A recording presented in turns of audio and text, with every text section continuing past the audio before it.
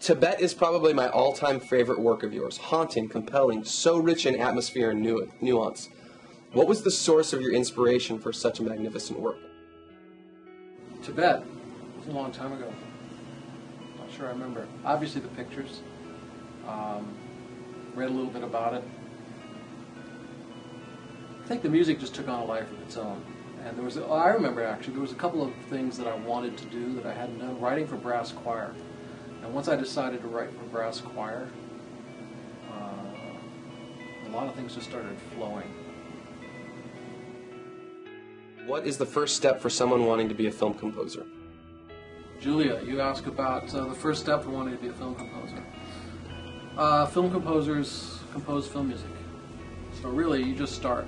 Even if it just means, you know, ripping DVDs for footage and just taking a scene and writing some music for it. Just do it. You know, don't read about doing it. Do it. Hugo Sanchez writes, when you score a film, do you do it with the piano first and then orchestrate it, or do you start sequencing orchestral sounds from the beginning? Hugo asks about the sequencing process. I start at the computer with the samples. I sort of pick a general orchestration first. Having said that, there's any number of projects. I can think of a couple right off the bat in the last few years where I just sat at the computer for 2 days and nothing was happening. So I grabbed a piece of paper and a pencil and went in the house to the piano, and within 8 minutes had the main theme written, sitting at the piano. So the short answer is whatever works. Hugo also asks, do you use Logic's score editor or Sibelius Finale? And in terms of notation programs, I personally don't get involved with notation programs. Although I think we have Finale, is what we use here. Cindy O'Connor, who's worked for me for a number of years, handles that. You know, when I need something down and dirty, I use Logic for myself, just if I need to look at something quickly. But for anything that we're going to hand out, we use Finale. Hugo also asks, do you use Symphobia? And which orchestral library do you like the best? Yes, we use Symphobia in Contact 4. It's very cool. Orchestral library, you know, over the years I've used everything. I was part of a group of guys that recorded the Moscow Radio Orchestra. So we have a custom-made library from them. I've got Vienna, I've got Seidlicek, I've got the LA scoring strings. You know, whatever sounds good for whatever type of music I'm writing. I have no heartfelt allegiance to any one library. Why do you tour so little?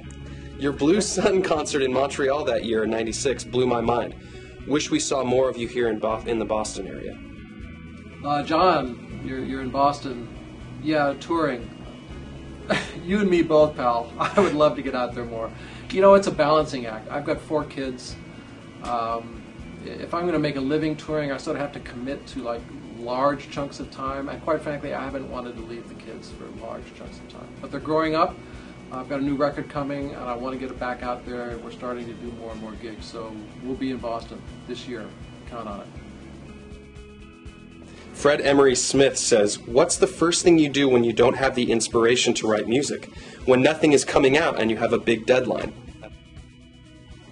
Fred, you talk about inspiration. Yeah, you know, that's an interesting one. I mentioned, you know, sometimes just getting into another room, you know, leaving the computer and going to the piano. Sometimes that does it.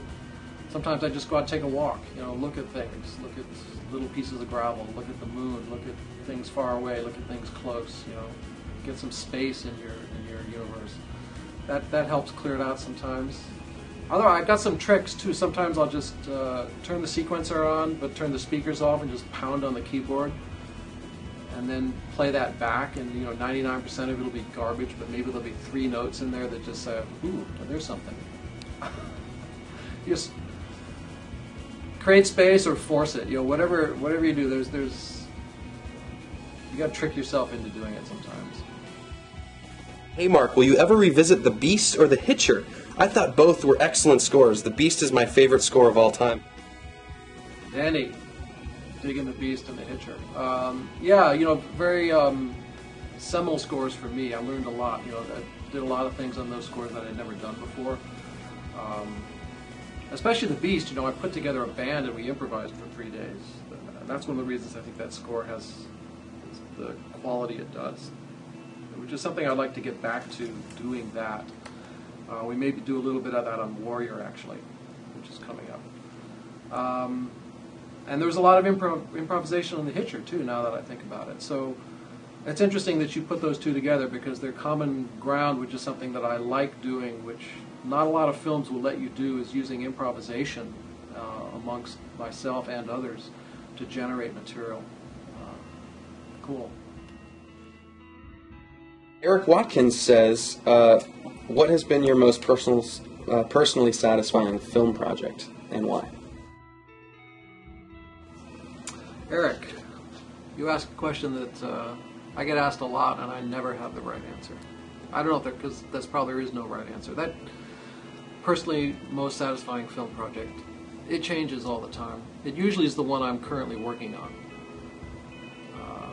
because I'm solving those problems and getting tremendous satisfaction out of solving those problems.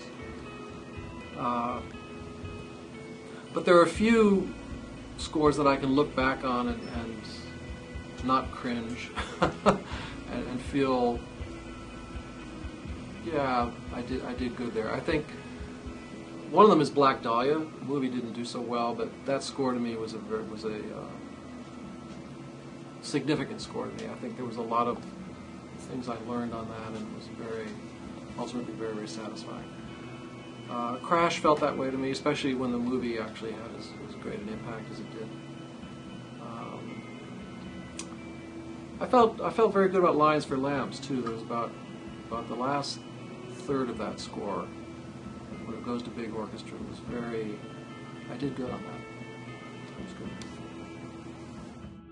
good. Matt Swanson asks, what's your favorite memory from the In Praise of Shamans Sylvian tour? I missed it because I had a history exam the next day.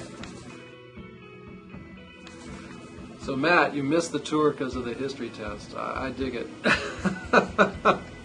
I'm trying to get my 14-year-old through his 8th grade history, and it's a killer. It was a great tour. It was a world tour. I think that's what I remember the most about it. We played everything from Town Hall in New York to big auditoriums in Tokyo to we didn't do the Barbican. Hammersmith Odeon in London. I mean, it was a big tour. It was good. Good bands, and yeah, just good guys. Yeah, it was a lot of fun. There's a lot of YouTube of that tour up. If you missed it, you can check out some of the YouTube clips of it. I noticed it's up.